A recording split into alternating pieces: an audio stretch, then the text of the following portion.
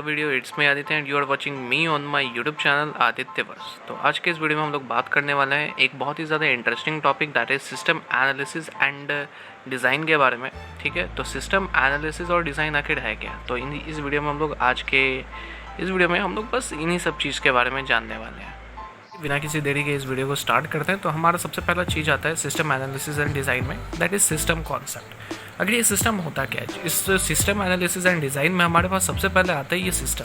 ठीक है, तो ये सिस्टम आखिर होता क्या है, तो इसी चीज़ को हम लोग को सबसे पहले डिराइव करना है, डिफाइन करना है। तो देखिए, तो term system is derive from the Greek word. ये जो हमारा जो वर्ड है, ठीक है, सिस्टम, ये ग्रीक वर्ड से डिराइव किया गया, जिसको बोला गया क्या, तो सिस्टम, जिसको क्या बोला गया, सिस्टम। ठीक है, ये चीज़ याद रखिएगी, ये जो सिस्टम है हमारा कॉन्सेप्ट है, ठीक है, एक वर्ड है सिस्टम। ये जो सिस्टम वर्ड है, इसको एक ग्रीक वर्ड से बनाया गया जिसका नाम है सिस्टमा, जिसका मतलब होता है, सिस्टमा का मतलब क्या होता है, ठीक है, इसका मतलब होता है which means an organised relationship. ठीक है, सिस्टमा का मतलब क्या होता है, which means an organised relationship. ठीक है, तो ये रिलेशनशिप बनाने में, एक ऑर्गेनाइज्ड रिलेशनशिप बनाने में ये वर्ड का मीनिंग होता है कि एक ऑर्गेनाइज रिलेशनशिप बनाया गया। ठीक है, अमंग फंक्शनिंग यूनिट्स और कंपोनेंट्स। ठीक है, among functioning units and components. ठीक है, अलग अलग कंपोनेंट्स, अलग अलग यूनिट्स के बीच में एक सिस्टम को क्रिएट करने में एक सिस्टम को ऑर्गेनाइज करने का इस्तेमाल हम लोग करते हैं सिस्टम एनालिसिस एंड डिज़ाइन में। ठीक है, तो फिर से एक बार देखते हैं। तो सिस्टम एनालिसिस एंड डिज़ाइन में हम लोग का क्या है, सबसे पहला आता है सिस्टम कॉन्सेप्ट। आखिर ये सिस्टम होता है क्या? तो सिस्टम को डिराइव किया गया एक ग्रीक वर्ड से जिसका नाम है सिस्टमा, और सिस्टमा का मतलब क्या होता है, ऑर्गेनाइज्ड रिलेशनशिप। सिस्टमा का मतलब होता है ऑर्गेनाइज्ड रिलेशनशिप्स। ठीक है, किसी भी कंपोनेंट, किसी भी फंक्शनिंग यूनिट या फिर किसी भी कंपोनेंट्स के बीच में। ठीक है, तो ये चीज़ हम लोग का क्लियर है। ठीक है, सिस्टम का मतलब क्या होता है। यहाँ पे एक और चीज़ आता है, that is what is definition of system. यहाँ पे क्या है, डिफाइन सिस्टम। हम लोग का एक सवाल पूछ सकता है, डिफाइन सिस्टम, आखिर ये सिस्टम होता क्या है। ठीक है, तो एक सवाल हमारे सामने आता है कि ये सिस्टम आखिर होता क्या है। तो ज़्यादा कुछ नहीं है, बहुत ईजी है, इसको मैं डिफाइन करता हूँ। इस सिस्टम, आप लोग साथ में लिखते हुए चले गए, एक system is an orderly grouping of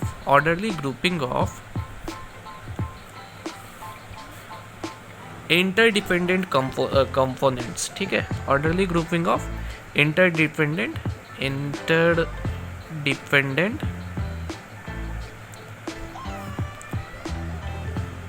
components linked together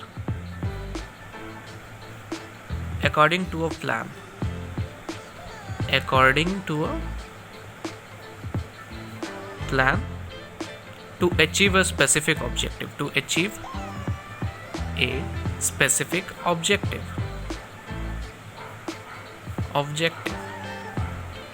ठीक है, तो ये सिस्टम का मतलब क्या होता है। तो सिस्टम का मतलब अब हम लोग थोड़ा सा समझते हैं इसको डीप में।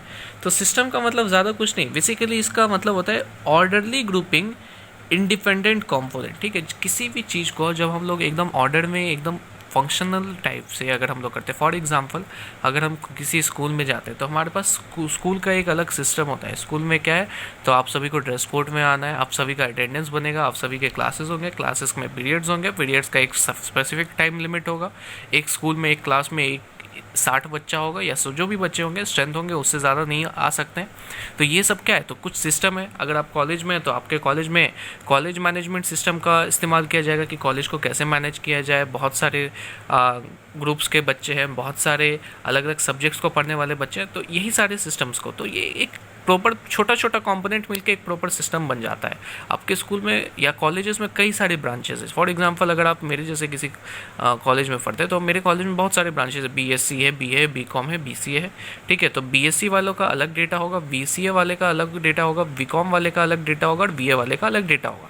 लेकिन उन सभी डिटेल्स को ऑर्गेनाइज वे में प्लान करने के लिए हमारे पास क्या है, तो कॉलेज मैनेजमेंट सिस्टम है। ठीक है, तो सिस्टम होता क्या है, तो बेसिकली बहुत सारे छोटे छोटे इंडिपेंडेंट कंपोनेंट्स कंपोनेंट्स का मिक्सचर। और ये मिक्सचर क्या होता है, तो एक प्लान के साथ एग्जीक्यूट करना, एक प्लानिंग के साथ एग्जीक्यूट करना, ताकि हमारा जो काम है, हमारा जो स्पेसिफिक ऑब्जेक्टिव है, वो पूरा हम सभी कर सके, वो पूरा हम सभी कर सके। तो यही हमारा डेफिनेशन का होता है, डेफिनेशन होता है किसी भी सिस्टम का। अब देखिए, सिस्टम जब बना तो कुछ कैरेक्टर्स भी होता है, ठीक है, किसी भी सिस्टम का हमारे पास कुछ कैरेक्टर्स होता है। तो यहाँ पे लिखेंगे characteristics of system, characteristics of system. देखिए, हर सिस्टम का कुछ अपना एक स्पेसिफिक कैरेक्टर होता है। तो जब भी कैरेक्टरिस्टिक का बात आएगा तो कैरेक्टरिस्टिक में क्या आ जाएगा, सबसे पहला दैट इज़ ऑर्गेनाइजेशन, ठीक है, ऑर्गेनाइजेशन। इसका एक प्रॉपर ऑर्गेनाइजेशन होना चाहिए, ठीक है। फिर आता है इंटरैक्शन, ठीक है। फिर आएगा हमारे पास इंटरडिपेंडेंस, इंटरडिपेंडेंस। फिर आएगा इंटीग्रेशन, फिर आएगा इंटीग्रेशन, और फिर आएगा हमारा सेंट्रल ऑब्जेक्टिव, सेंट्रल ऑब्जेक्टिव, ठीक है। तो ये सभी कुछ कुछ चीज़ें हैं जो हमारा सिस्टम्स का कैरेक्टर है। तो बेसिकली वो हमारे सिस्टम्स के यहाँ पे मैंने 5 कैरेक्टरिस्टिक दिखाए। तो सबसे पहला ऑर्गेनाइजेशन, दूसरा है हमारा इंटरेक्शन, तीसरा है इंटरडिपेंडेंस, चौथा है हमारा इंटीग्रेशन, और पांचवा है हमारा सेंट्रल ऑब्जेक्टिव। एक बार फिर से मैं इस टॉपिक को स्टार्टिंग से रिव्यू कर दूँ तो हमारा टॉपिक था system analysis and design. System analysis and design के अंदर हम लोग क्या जाने थे, सिस्टम कॉन्सेप्ट। सिस्टम कॉन्सेप्ट में हम लोग जाने कि सिस्टम वर्ड आखिर बना कैसे। तो सिस्टम वर्ड बना है ग्रीक वर्ड से, जिसका मतलब होता है, ग्रीक वर्ड जिसका मतलब होता है सिस्टमा, ठीक है, जिसका नाम है सिस्टमा। सिस्टमा का मतलब होता है ऑर्गेनाइज रिलेशनशिप फंक्शनिंग यूनिट्स और कंपोनेंट्स के बीच में, एक ऑर्गेनाइज रिलेशनशिप हमारे फंक्शनिंग यूनिट्स और कंपोनेंट्स के बीच में।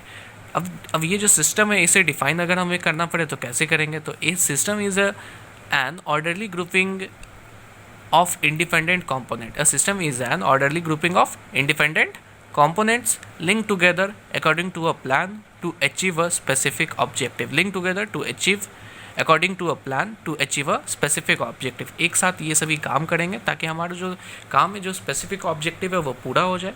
कैरेक्टरिस्टिक ऑफ सिस्टम में हम लोग क्या जाने थे, that is organisation, interaction, interdependence, integration and central objective. तो आज के इस वीडियो के लिए बस इतना ही हम लोग रखेंगे। नेक्स्ट वीडियो में हम लोग इसके आगे का हमारे कैरेक्टरिस्टिक्स को हम लोग एक्सप्लेन कर रहे होंगे। तो नेक्स्ट वीडियो के लिए हम मेरे चैनल को सब्सक्राइब कर ले, बेल आइकन को दबाना बिल्कुल भी ना भूले, और इस सिस्टम एनालिसिस एंड डिज़ाइन का जो भी हमारा प्लेलिस्ट है वो आपको मिल जाएगा मेरे चैनल पे। तो आप लोग जा करके वहाँ से भी सभी वीडियोज़ को देख सकते हैं। अभी के लिए bye bye, have a nice day. और मैं याद रखिएगा, मैं इस चीज़ पर विश्वास करता हूँ कि आप लोग कंटिन्यूटी में किसी भी चीज़ को रिवाइज करेंगे तो आप लोगों को कोई दिक्कत नहीं होगा। तो एक बार नहीं, 2-3 बार इस वीडियो को थोड़ा फास्ट फॉरवर्ड करके भी आप लोग देखें तो आप लोग के दिमाग में ये सारे कॉन्सेप्ट छप जाएंगे। मैं ज़्यादा लंबे चौड़े नोट्स लिखाने पे विश्वास नहीं रखता। दिमाग में अगर बैठ गया तो आप लोग ऑटोमेटिकली वो सारी चीज़ों को कर लेंगे। जो भी चीज़ मैं लिखवा रहा हूँ आप लोग उसे साथ में लिखते भी चले, ठीक है। तो हैव अ नाइस डे।